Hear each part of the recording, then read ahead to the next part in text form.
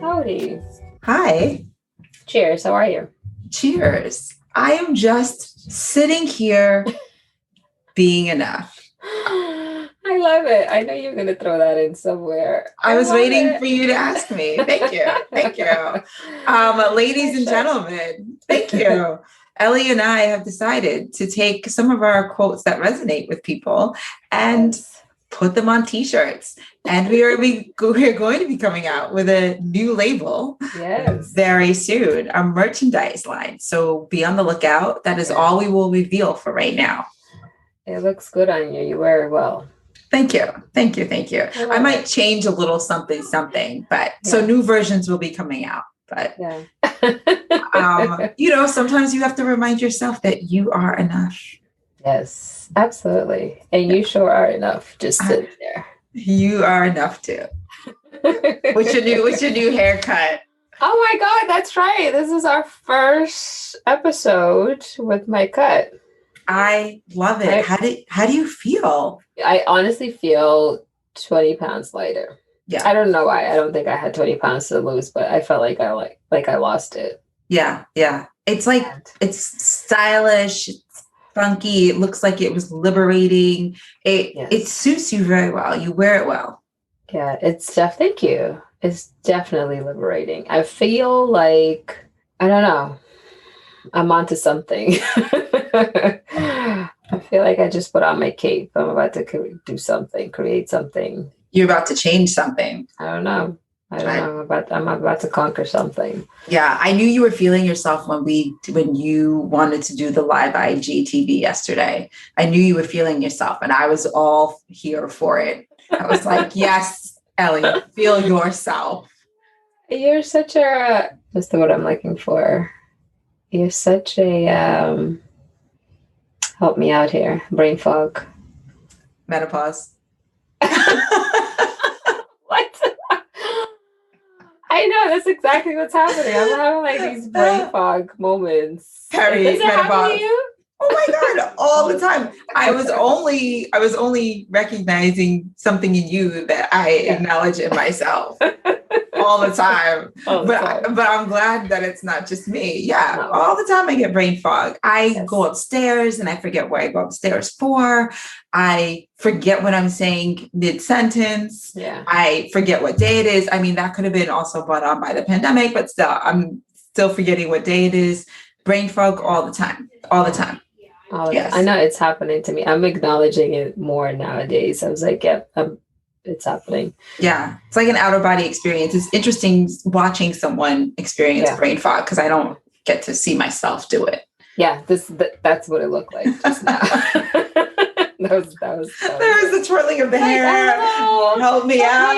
I'm not I'm forgetting. I was going to say you're such a cheerleader. You're such an awesome support system. Oh, well, thank you. But no, I love when my friends feel good about themselves. And I was here for it because, with haircuts, sometimes you don't know. It's like you go in with one picture and then the hairstylist is like, yes, we got it. I understand. I'm on board. Let's do it. And you're like, okay, let's do it. And then they finish and you're like, you didn't do it. Right. Like, that's not what I wanted. That's not what I wanted.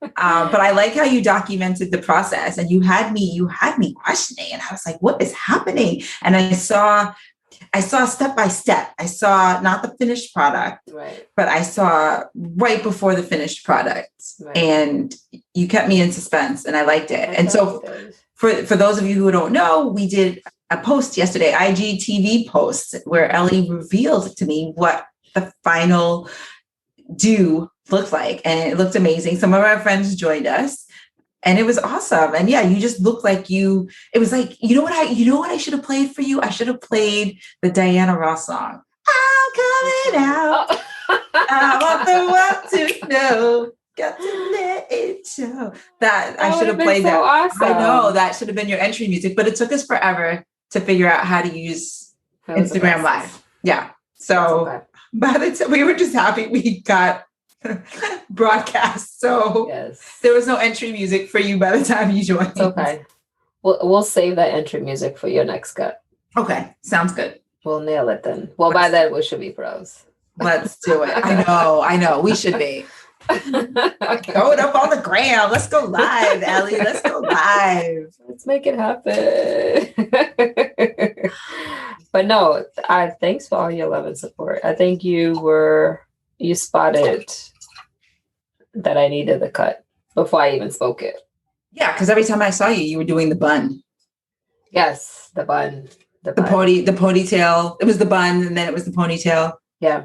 It was, and I'm not like a bun or ponytail type of person. And I felt myself doing a lot of the bun ponytail type of do. And then I was like, yeah, this is not looking good. Nothing against the buns or ponytails, but only when you really want them. And you're not being forced to do it. Yeah. That was like the end of the week hair, right? So, weekends, usually to your hair, you have a wash day, Monday, Tuesday, curls are popping, hair is popping, however you wear it. And then, you start maybe doing activities. Maybe you didn't sleep with your bonnet on, right? You didn't take, check out last episode 18, Dressed and Unimpressed. We talk about Black women in their bonnets and where they wear it. And I don't know why I'm singing, but I'm going to go with it. Sure. Anyway, so as the days go on throughout the week, right? We don't have the same motivation to take care of your hair. And then before you know it, it's up in a ponytail or it's up in a tight bun. You're using that Echo styling gel or whatever. And it's snatched up. But yeah, when you do it too often or when that becomes your go-to, then, I was doing that on a Monday. Tuesday. Okay. That was like my Tuesday. I was like, wake up Monday. Yeah, sure. And then by the end of Monday, it was like here. Yeah. Tuesday morning, it would be like right here. And then I was like, the rest of the week. I was like, all right. You're like, I'm just going to be consistent and see this week through. Right. So it was just not happening. I was like, we just need to do something about it. But you know what? I just love that I just have the liberty to just do it. I know. You know what I mean? Imagine if someone told you how to style your hair, or imagine if someone was like, no, you cannot get that haircut today. No, you can't. No, girl, no. Imagine. And I bring all of this up because guys, today we are about to get into it. It has been in the news recently. And so we, of course, Ellie and I have just been talking about it amongst ourselves. So we decided we should probably do an episode about this, right? So imagine if someone had full control over your ability to make decisions regarding your life and your body. So today's episode is all about Britney, bitch. It's Britney, bitch. I love Britney Spears. You sure do. You know what? I'm not like the biggest fan of Britney. Oh, not her music. Like there are some things that some of her music's catchy, but like as an artist, I'm not like crazy about her. Okay. You know what I mean? But I don't dislike the girl. But I'm just not a fan of her music. Okay. And I feel the total opposite. I know. I can see you jamming to her music. Yeah. I think for a very long time I was a closet pop head. And now I'm just out and liberated. I love pop. I don't know why I like pop so much. It's catchy. It gets in my brain. I don't know. I love pop. And Britney is one of the people that I really, really love. My favorite song is Toxic. Oh my God. That's not a bad song. I can't. You love Toxic? Yeah. I can't front. That's not a bad song. I love that catchy. Song. And then when she was wearing, remember that whole rhinestone outfit? Yeah. I think she did it before Beyonce did it. Did she? I think so. You sure? I'm not. That's Queen B. I know. I'm not say you're not sure louder. No, but the rhinestone see-through bodysuit. I think Britney might have worn that first. You know what? I can't even speak on that. I don't know. I know the beehive might come for me. Okay, so let me take it back. Let me now put that on record. I'm not sure. But when I think of the video Toxic, that is the outfit that I think of. Yes. So anyway, Britney's going through it. She is going through it. And this whole thing about this conservatorship. What Wait, say that again. I'm just going to tell you right now, I have a hard time pronouncing this word. I thought I was the only one. Oh, why is it? I was about to It's long. I was about to do the Sesame Street thing and break up the word into syllables because Goodness. it does not roll off my tongue very easily. I am proud to say that I am glad that I'm not the only one because I'm always the one with the hardship pronouncing words. I know, but English is your second language. What is my excuse? What is my excuse? Well, I'm just glad you're in my boat today. I'm just glad you're right there with me. Conservatorship. Say that again. Conservatorship. Conservatorship. Conservatorship. Conservatorship. Girl, I don't know. I'll follow your lead because English is your first language. Okay, so go ahead. How do you? So there is this conservatorship that is consuming Britney. As a woman who feels like no one should have control over her life, right. This is a very hard pill to swallow. And you and I are all about reinventing yourself and sort of living outside the box. And, life is no straight line. And we are all about empowerment, right. So this is really hard to hear that someone's been going through this for 13 years, battling this for 13 years. And so this basically goes against everything that we as women have fought for and we stand for and believe. And so we can only imagine what Spears is going through. But at the same time, we are moms. Right. So I had to bring it up because, if Britney Spears was our daughter and we felt that we needed to sort of take control over her life, manage it as a parent, would we go to the courts and file a conservatorship for our children as well? So I feel like there's so many trains of thought here. We don't necessarily agree with the conservatorship, but then also I understand why it exists. Yeah, I mean, as parents, I think I can wrap my brain around it as a parent. I can see why someone would do that, right? But then on the other end, it's like you said, I mean, it's everything that we don't stand for. I know. I mean, imagine if someone told you what you could and couldn't do to your body, right? So imagine if someone was like, no, you can't wear that today. No, you can't eat that today. Right. You have to do this. You have to do that. No, you can't see that person. You can't have a baby. What? All right. So let's break this down a little bit, right? So we looked it up. And so a conservatorship basically is put in place to protect the interest of someone deemed incompetent. And it's usually used for seniors. Right.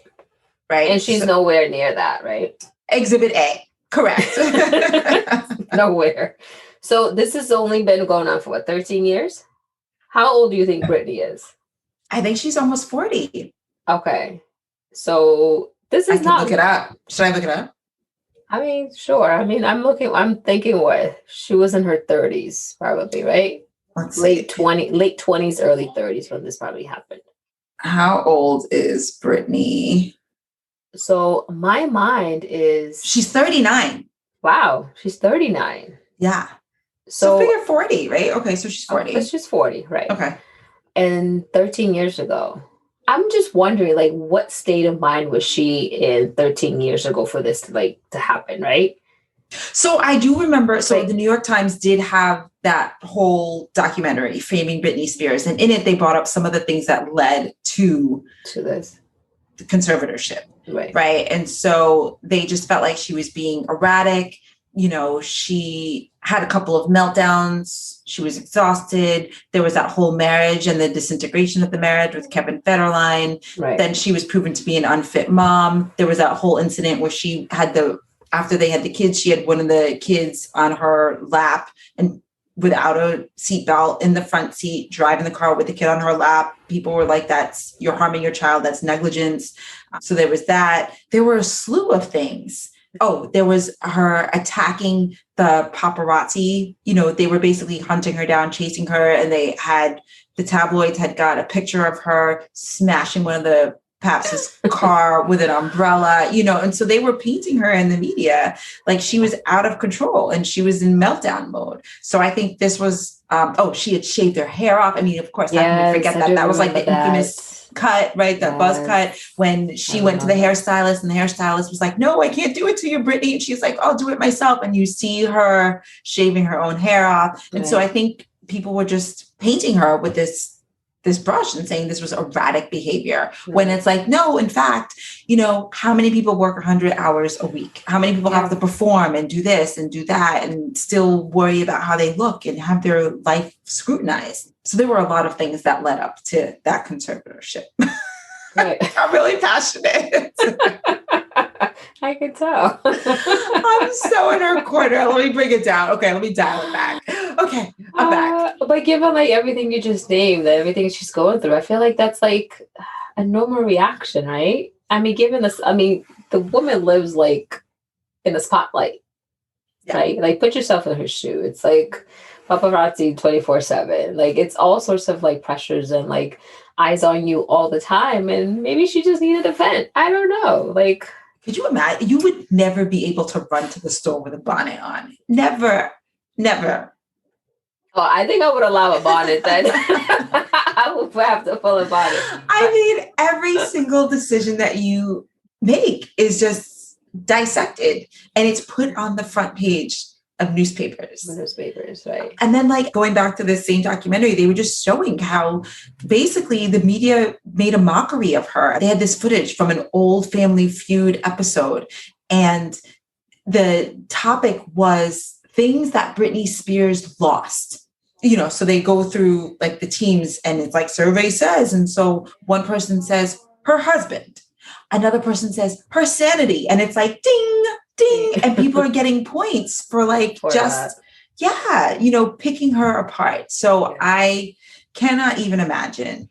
A lot of pressure. It's a lot of pressure. And I think that, you know, in our society, we just sort of glorify people and we sort of don't treat them as humans or forget that there is an actual person inside who feels. They could eventually snap. And I feel like she did just that. And eventually snap. Yeah. I mean, listen, I had burnout for my job and I didn't work nearly as hard, you know, not going to multiple countries. I'm not touring. It's a very grueling schedule from what I understand. So I can't even imagine. And so this conservatorship. So if we get into it a little bit, right? So like you said, it's lasted 13 years. And then, so now she's doing this hearing, right? Where there is this transcript that has been documented and published. And what's funny about the transcript is that she sort of rambles on to the point where at some point the judge is like, Ms. Spears, we want to capture everything. Can you please slow down? And then she just goes in, right? So she talks about, she didn't know that she can contest it. And that was a little weird because I think some people doubt her because they were like, well, on Instagram, you're saying that everything is fine. So why were you saying everything was fine when it wasn't fine? But she's saying that she didn't know that she can contest it. So that's why it's going on for as long as it did. And I guess basically what she wants is her freedom. And she wants to be released from this conservatorship without having to be evaluated, which I think is fair. Yes. I mean, it's the woman's life. How do you strip someone from their life? I feel like she's been stripped from just existing. You know what I mean? Like, who gives you the power to do that? Yeah. You know what I mean? Like, it's her money. It's like, you want to go through it and be homeless? Sure. What the fuck? Right. Let's do that. Right. You know, like, if it's your life, if you just want to ruin it, sure, go for it. But it's like, it's her life. It's her existence. Like, who gives anyone the power to do that? Like, I don't know. I honestly don't understand how these things work, to be honest with you. You're like, this is not my country. This is all new to me. I can't even wrap my brain around it. You know, is this like the same as like a power of attorney? Is it the same kind of a concept? So I'm not a legal expert, but I would say it differs in the sense that these people on this board, get paid by her. Like she pays them. I don't think that there's necessarily money exchanged with a power of attorney. I think a power of attorney, you sort of pick someone who you feel will advocate for your best interest. But these people in this conservatorship are actually getting paid. Like their salary. They're employee. They're employees. They're employees of her. Yes. Like if she didn't exist, their role wouldn't exist. Exactly. And that's what's so crazy. And so like, they're the ones who tell her that where she can vacation, if she can go on vacation at all, how to spend her money, how many hours she can work, the amount of weekly therapy sessions, the people she can hang out with. It all has to be cleared by the conservatorship. And so like you said, they work for her. Her dad. Who's at the her dad. But see, okay, so who by the way earns a percentage from her earnings. Yeah. Exactly. I think he's abusing the power. Y'all, I'm about to get on this free Britney Spears wave.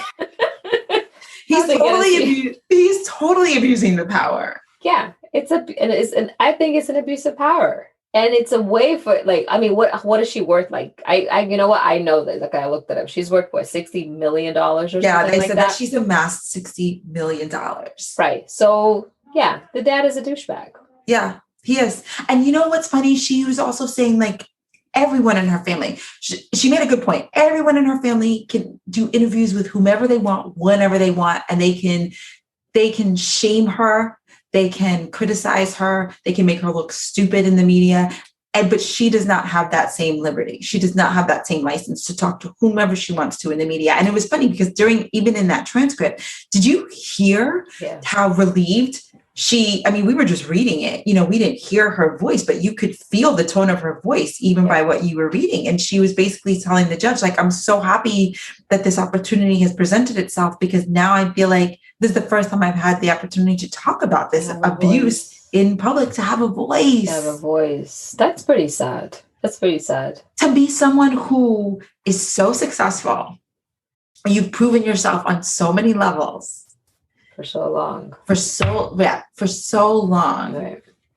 And to feel like you have to answer to people who essentially work for you and are living off of your back is insane. And I don't understand how that can even, I just don't understand how that is even, how does that even stand? Yeah, no, I don't get it. I don't have a clue how that's possible. I mean, how do you do that to someone? I mean, did she have to like sign for this? You know what I mean? Like what? So that was the other thing. She was saying that in some cases they were giving her drugs, which made her very lethargic, which made her feel very out of it. And so she was at some points not of sound mind, but she's saying that she wasn't in sound mind because of the drugs that they were making her take. They were forcing her to take these drugs. So she might have signed a document or two while taking these drugs, especially lithium. And lithium is a very powerful drug. I don't know much about it, but I've seen the results and I've seen the effects of people who are on it. And it does it puts you in a very zombie-like state. It's extremely strong. It's extremely strong, which is why a lot of people who are prescribed it don't even want to take it, because they don't like the way that it makes them feel. It makes them feel like they're outside of themselves. Right. So, I feel like the dad has totally used the situation to control her wealth and and her body. Like, what is that about? Control freak? Like, what is that about? You're putting an IUD in her? Yeah. She can't have a baby. She can't get married. Like, would you want her? Yes, because then he loses control. It's all a control thing, right? If she was to have a child, obviously, and then she was to pass, right? The baby will be like, you know what I mean? Will inherit all of it. So it's a way of him controlling everything that she has. Like, you can't take the next step without me without me okaying it, right? Yeah. And this will keep him on top. It's all control. Yeah. And it's not love. It's not love. It is all control, and it is not love. And, there were things that she said in that transcript, such as like, she always feels like she has to be perfect. And she feels as though like she's demeaned. Right. And she doesn't feel seen or heard. And that is such a sad, sad, sad way to live when you are one of the most successful people on the planet. Right. It's pretty sad. It just doesn't make sense. With that said, you know what? I don't know. Clearly, Jamie Spears I have not read a lot about him. I have read, from what I have read, though, I understand that he's had a very traumatic childhood as well. And maybe that's part of where his need for control comes from.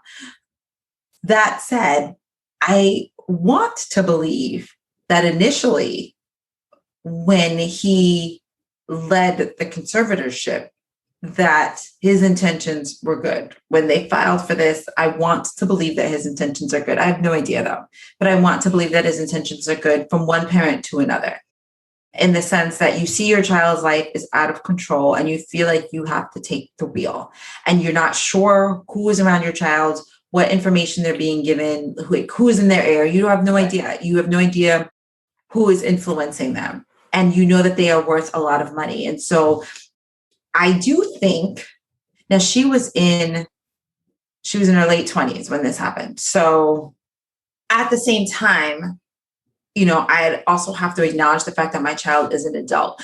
I do think, though, I would have filed for the conservatorship if Britney was my child, but I don't think I would have held on to this. I would have implemented it. I would have kept it going for 13 years. I think I would have waited just a few years. And as she proves to me that she is of sound mind, that she can make decisions, that there's some consistency, right, then I would relinquish it. But this whole 13 years, and I would only do the financial part of it. I would not go as far as telling my child who he or she could marry, making sure that there is birth control in place. Like, I would not take it that far. I'd only be concerned about the finances. Right. So that you're not broke tomorrow. Right. Yes. Right. I get that. Right. This is like extreme. This is like way too much. I totally agree with you. Like, I would, if you feel like your child is going down the wrong path, going left real fast, and you see that they've worked so hard to be where they are, and it's just, I know she's just living a reckless life. Sure, I understand why he would do that, but I think there needs to be boundaries, right? Yeah, you have to have boundaries. Like, this whole personal control of her life, I think it's stupid. I think it's very sick.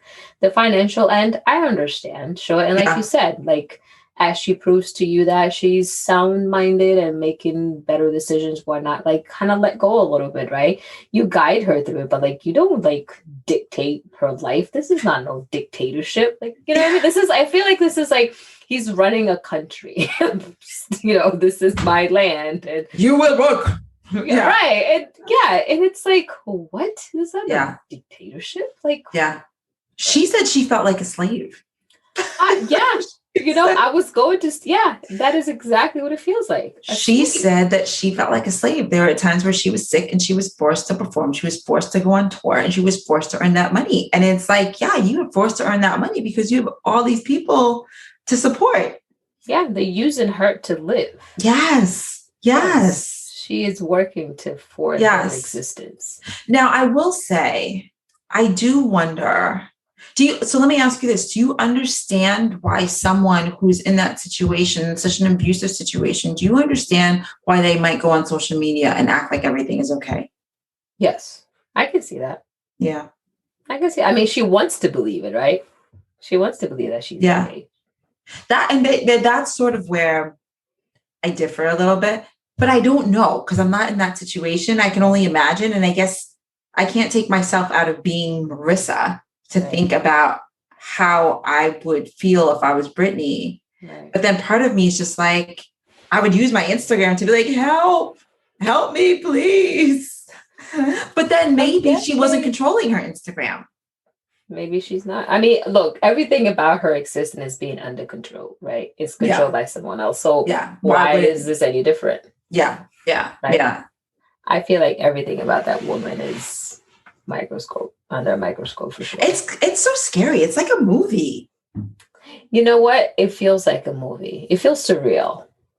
Yeah. It feels like a movie. I wouldn't be surprised if someone comes up with a movie. But it's in the near future. Yeah, and it's so crazy how, it's she fell off the radar. She sure did. She had fallen off the radar. People where's Britney? Missing, Britney's missing. And then she admitted that she was in rehab during that whole time, but it was like they kidnapped her and locked her away. And it's just like, this can't be real life. How is this real life? Like, how does she just disappear from the radar? She must be around a lot of powerful people, right? That $60 million, I'm sure, is paying off a lot of powerful people that she doesn't even realize, because how can all of this be so hidden? And the other thing is it really love, right? Are you doing this for love?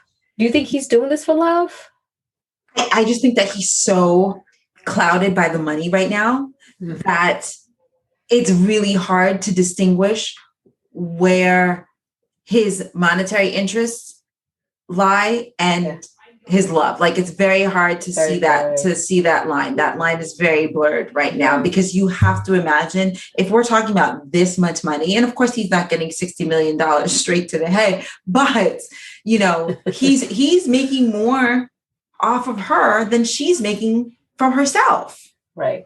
And that's ludicrous to me. Yeah.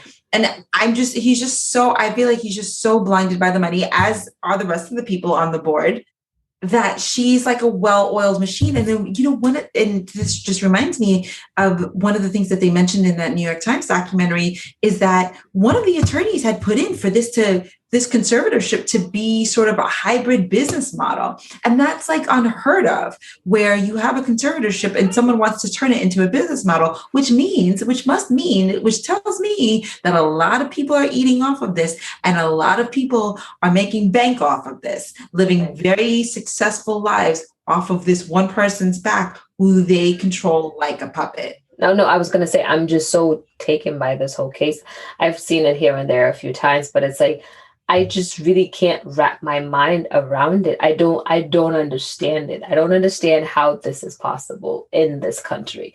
But you know what? I probably shouldn't be surprised. Yeah. But I guess to your point, it's so visible. It's like, this is so obvious. Right. What are we doing? Why has it been implemented for 13 years? Could you imagine? Like, who else is at her level of success and being treated like this? Right.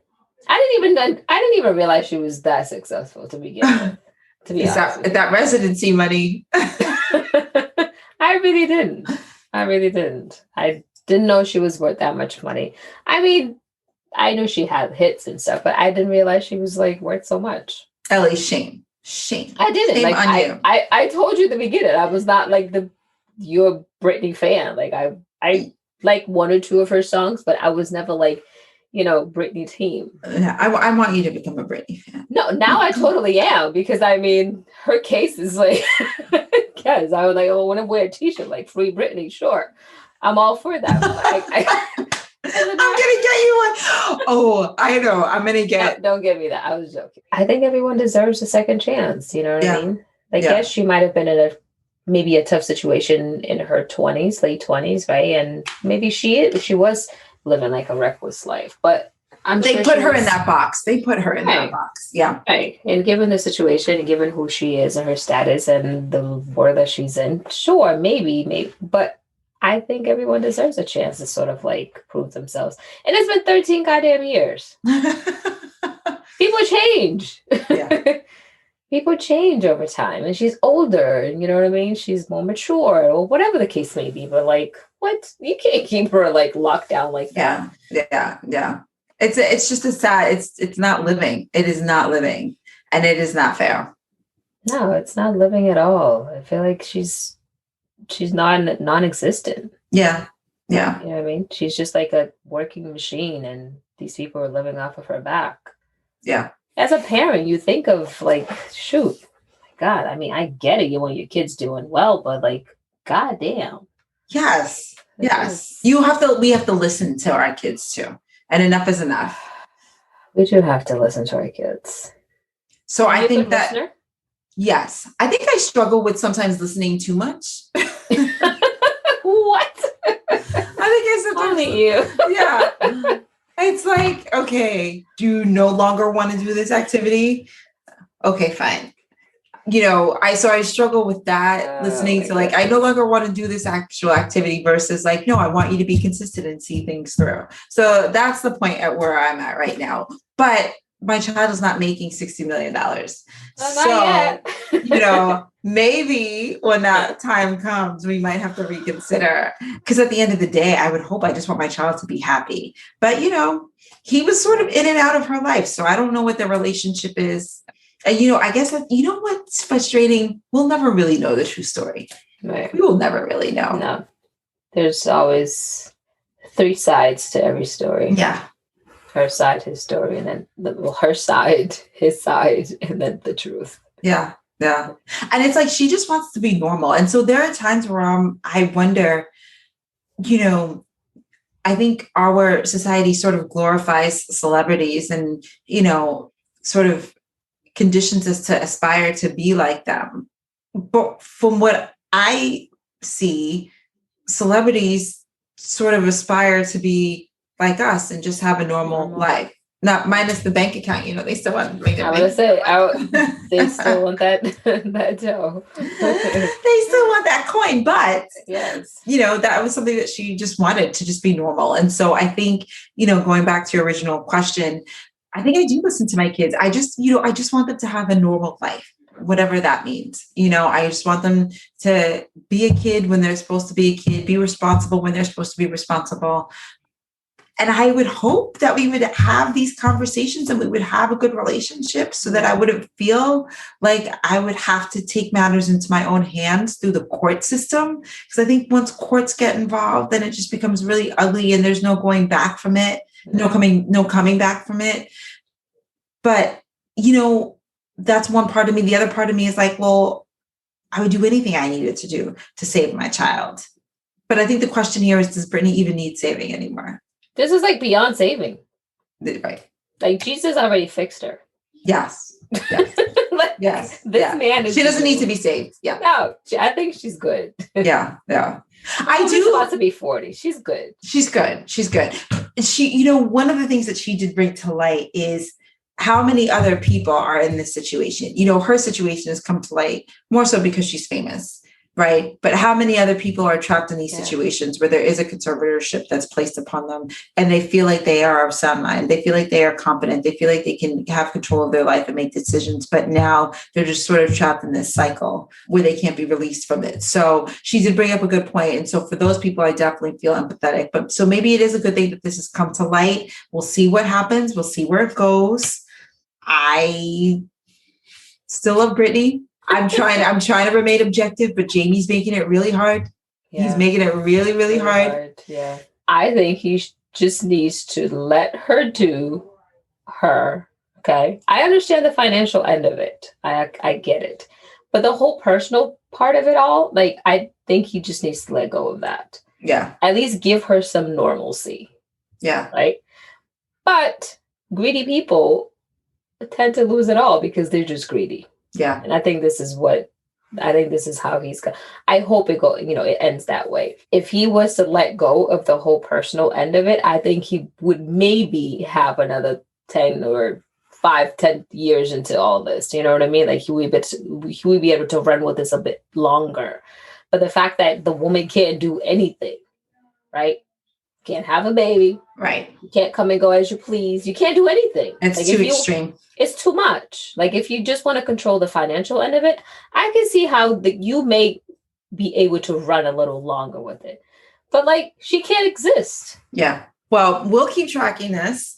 We'll share our thoughts as we go along. Maybe we can do like an IG live. We need some live reporting happening here. Sure do, right? I don't know, man. This is a bit deeper than I was actually thinking. And I'm sitting here talking with you about it. You need to watch. Have you watched Framing Britney? I haven't. I've been meaning to, but I haven't. You should watch it tonight. Yeah, I told you. Now I'm on like I'm like a free Britney spot over here. I'm gonna get you a shirt. Can I get you a shirt, please? No, you wear it. I love you too. But you can give me a flag. It'll be a pin, just a pin. Yeah, I can take a little sticker. Okay. I can stick it somewhere, but I get it. You know who you need to get the shirt for. I do. I'll get one for me and I'll get one for him. Yes, please. He's gonna love you for that. Okay, before we go, can I just do my one thing that I've been dying to do the whole episode? Okay. Of course. Ready? Yes. It's Britney, bitch. Oh, wow. Wow. I love it. Well, on that note, there's nothing could top that. I've been dying to do that. That was amazing. That was a great way to wrap up an episode. I don't have anything else to say. Peace out. Until next time. Thanks for tuning in to another episode of Lifing It. Please visit us on Instagram at Lifing It Podcast for links to earlier episodes, or check us out on YouTube at Lifing It Podcast.